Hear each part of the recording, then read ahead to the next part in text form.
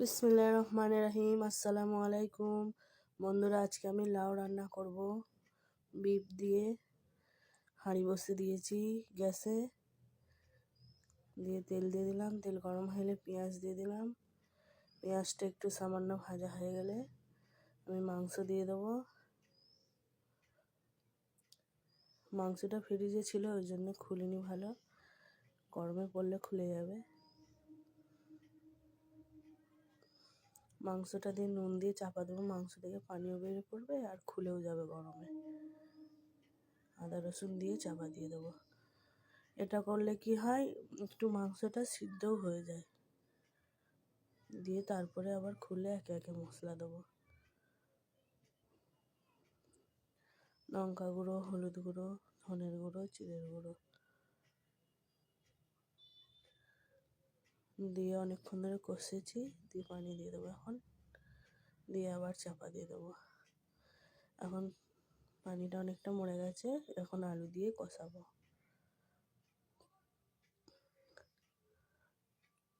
আমার বন্ধুরা, ভালো ফোন নয়, আপনারা অনেকেই দেখেন ভিডিও নড়ে যায়, এক হাতে করি এক হাতে রান্না করি, ভালো হয় না বলে কেউ লাইক সাবস্ক্রাইব করেন না। বুঝতে পারছি, কী করব বলুন, একাকেই সব করতে হয়। হাঁড়িটা ভর্তি হয়ে গেছিলো বলে আমি আবার চেঞ্জ করে দিলাম, কড়াই দিয়ে দিলাম। দেখুন লাউ থেকে কত পানি বেরিয়েছে। এই লাউয়ের পানি দিয়েই সব রান্না হয়ে যাবে, খালি হাঁড়িটা ধুয়ে একটু পানি দিয়ে দেবো।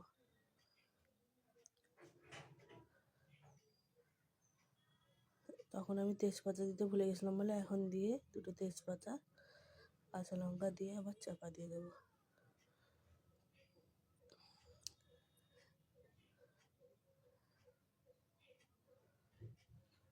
এখন খুলে চেক করব, এখন আস্তে করে দেবো, দিয়ে আবার চাপা দিয়ে দেবো।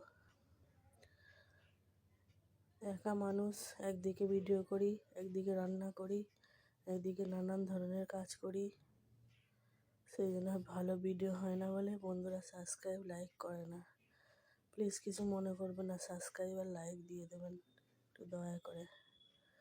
ধনেপাতা দিয়ে দিয়েছিলাম, দিয়ে চাপা দিয়েছিলাম। এখন একটা এলাচ থেতলে দিয়ে দিলাম সেন্ট হবার জন্যে, এতে খুব সুন্দর ভালো খুশবু হয়, সেন্ট হয়। নাড়াচাড়া করব। লাউ দিয়ে, মাংস দিয়ে, মটন দিয়ে, চিকেন দিয়েও করে দেখতে পারেন আপনারা, খুব সুন্দর হয় খেতে।